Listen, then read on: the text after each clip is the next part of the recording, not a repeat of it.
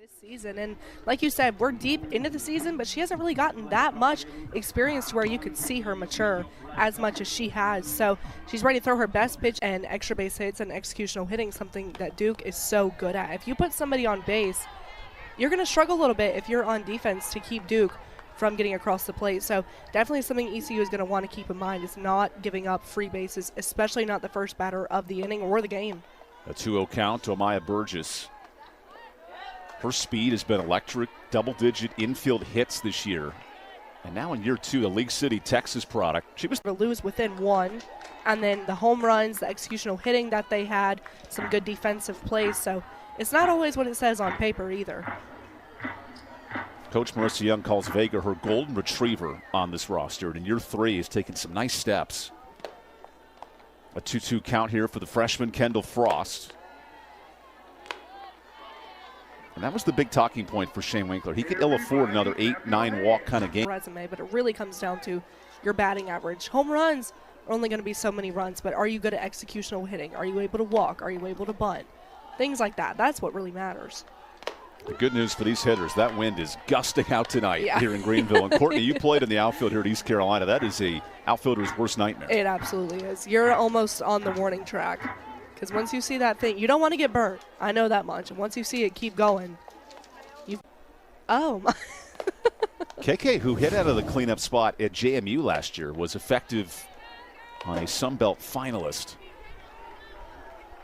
She comes in year one at Duke, typically a pitch hitting specialist, but since the Syracuse series in the middle of March has become a mainstay in the lineup at this DP spot. And Rockets one to left. There's a base hit. Duke on the board early. Play and save off the glove of Annie Kate Dalton. And then Maolu will take second. Good base running from the grad senior.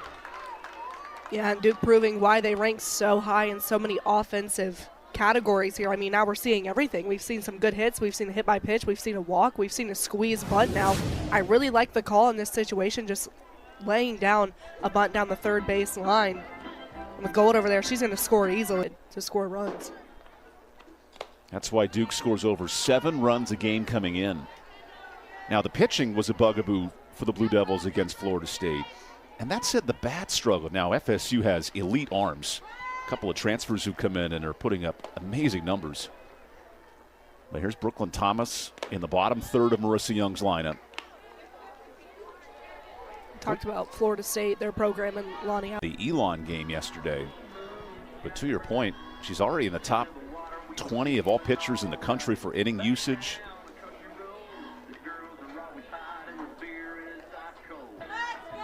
And to Shane Winkler's point, he said walks and hit by pitches will kill us tonight. Well, unfortunately for his club, it's been 2 walks and 2 hit by pitches. Yep. And it's really unfortunate when you're the pitcher, especially when you're on defense and you're walking batters and hitting. Her triangle foe. You know, it's like a rivalry. You can take out the word like. There's no love between those two. Well, I mean, even at East Carolina now still. Good use of the breaking ball, and Frost gets out of the first. Duke, though, 4 runs, 3 hits, and a good start from Marissa Young's offense. Difficult performance against Florida State over the weekend, and a chance to bounce back tonight. Just the way that she plays is so, I love her presence in the box. It's almost intimidating. She just looks like she's ready to hit no matter what it is, whether she takes a hack at a rise ball or she watches a strike go by, or she hits an absolute bomb over the fence. She just always looks so intimidating. I love watching her play. A huge hack there for Jackson, and that rise pitch could be a real weapon for Curd tonight. I've seen ECU struggle really. He has all AAC standouts. He has All-American candidates. No player had a better fall than Annie Kate Dalton. And that doesn't surprise me at all. I mean, her time at ECU, she's also been a player that's grown, and you can tell she's gotten comfortable in this lineup and here in Greenville, and she made a name for herself very quickly. Riding a 5-game hit streak and gets a piece of that one. And what she's done here in year 2 is build on an impressive first American Conference. Logan Sutton goes first pitch hacking. Sutton, the Seven Springs North Carolina native, and Shane Winkler said her first half has been outstanding. She's one of the toughest bats to strike out in this conference, and now hitting close to 340 coming in.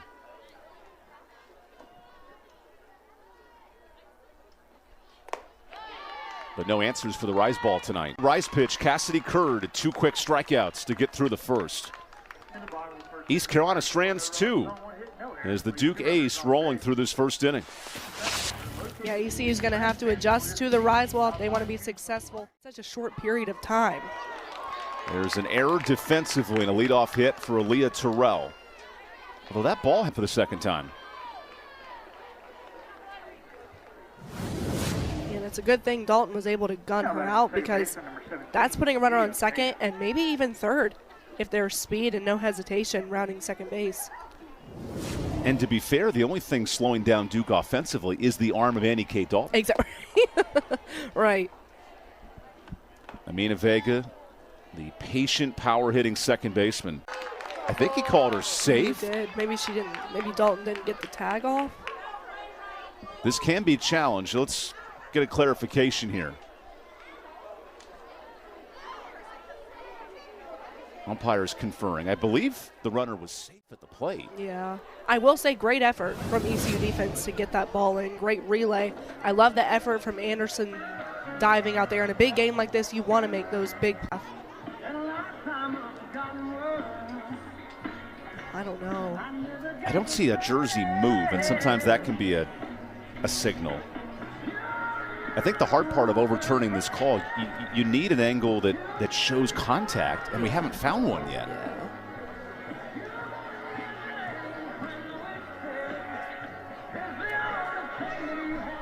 If we had one from the back side of it, if you're Kendall Frost, I'm sure you're feeling a little bit of frustration right now. That's a routine out, and I know you've got Fatante over at first, who doesn't normally play first base, but I think Fatante lost it in the sun. I do too. There just didn't look to be a whole lot of communication over there. And if you're Sutton, I mean, you play second base pretty regularly, and it looked like she. Anna Sawyer, the junior who grew up right here in Greenville. Coach Winkler loves her approach. Good on-base percentage, Henry said. She's a great passer of the baton. Well, fast hands sometimes are not a good thing. With Courtney Layton, I'm Evan Budrovich. 8th all-time matchup between the Pirates and the Blue Devils. A Duke team in year 8 under Marissa Young, fresh off a trip to Oklahoma City. But right now, Duke out of the hosting conversation. There's still a month and a half to go, but this would help both teams' resumes tonight. That one's popped foul by Chloe Geyer, the third baseman, who's powerful lineup with Emma Lemley's crew. But here's Curd, a reigning ACC pitcher, coming in and attacking the Pirates with that rise ball. She goes to Missouri and earns a first ever trip to Oklahoma City. That was a tight 3-game matchup in the Supers. Kendall Frost will now face Jada Baker, who's a big part of that club, multi-year starter at shortstop. And Baker uncorks one out of play. The pitch I'm calling there. There's a bunt attempt that hit the batter in the box, so just a foul ball for Brooklyn Thomas.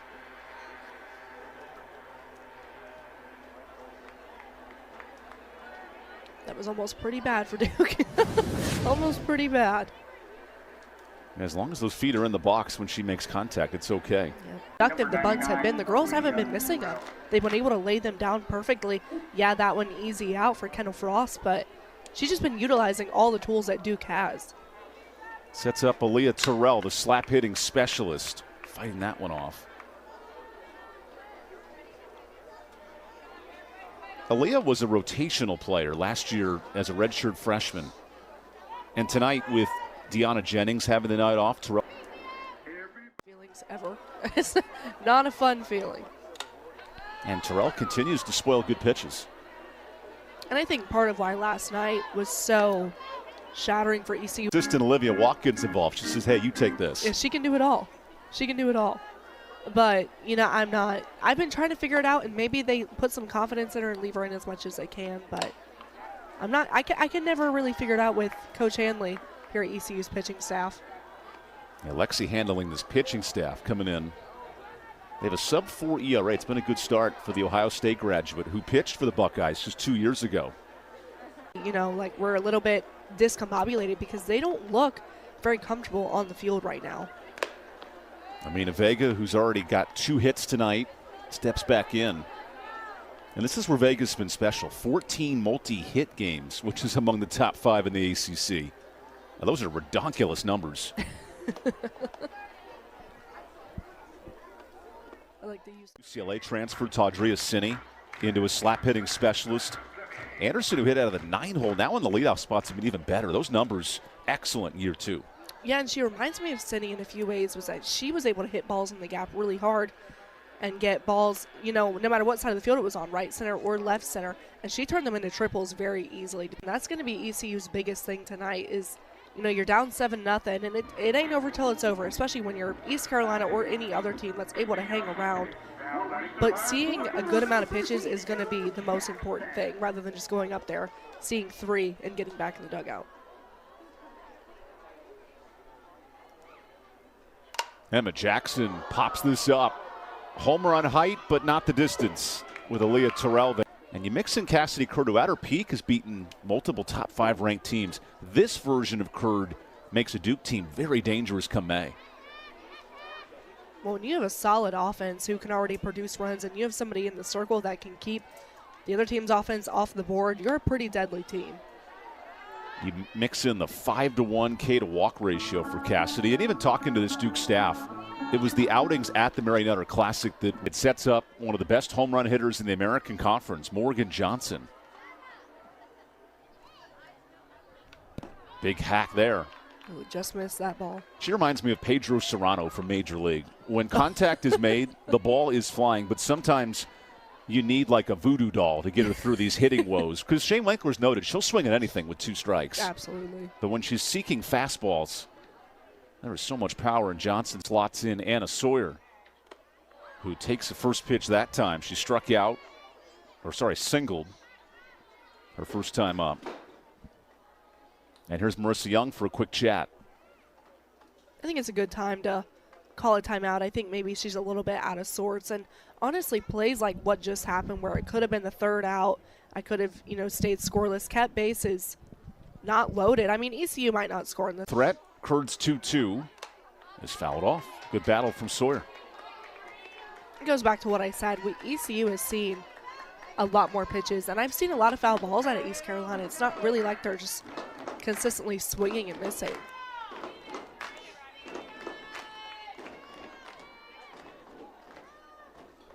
Another 2-2 from Curd.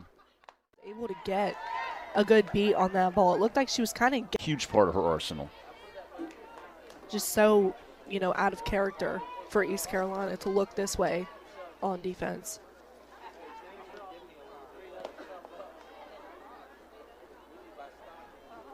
In fact, only Fatante's 2nd game all year at first base, and the previous was back in early March against UTSA. Yeah, and you're putting her in a big situation playing the number 19 team. Garner McKinnon, the 3rd arm in his talented Duke staff. It's the softball from Marissa Young. And Garner McKinnon, who last year was a specialist, just 9 appearances. This year, she's earned 5 starts, the West Hartford, Connecticut native, and pitched really well in her last effort. 3 innings scoreless. Duke will lean on Garner McKinnon. With now a 9-run lead, this could be a 2-inning, quote-unquote, save situation. Oh. Fowler first pitch hacking. Baker has room. And what an efficient inning. 5 pitches, the top 16. Right now, former American member UCF is leading number 3 Florida in the top of the 6th inning, 4-0, down at University of Central Florida. So interesting there.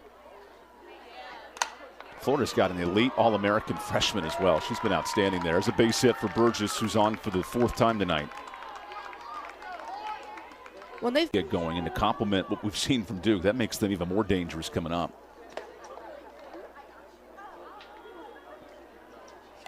Gold back up the middle. There you go. Base hit. Her first knock, and it's 10-0 Duke. On a night without Deanna Jennings, who's been maybe one of the best hitters in this part of the country, the rest of the units carry the load. When it's actually good to know that your team can do things without, you know, someone.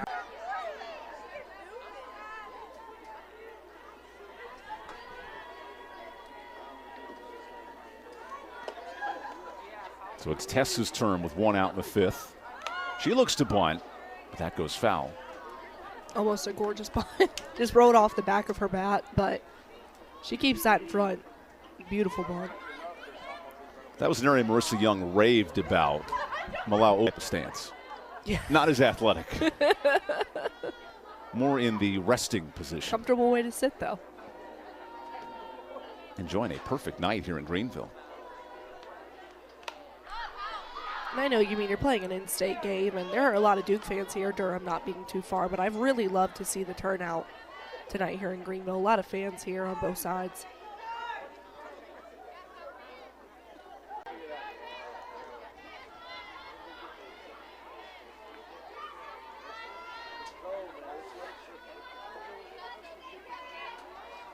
A Pirate Club that has left 6 on the bases, but not much. Facing Cassidy Curd or now Sophie Garner-McKinnon. There's a good blast to center.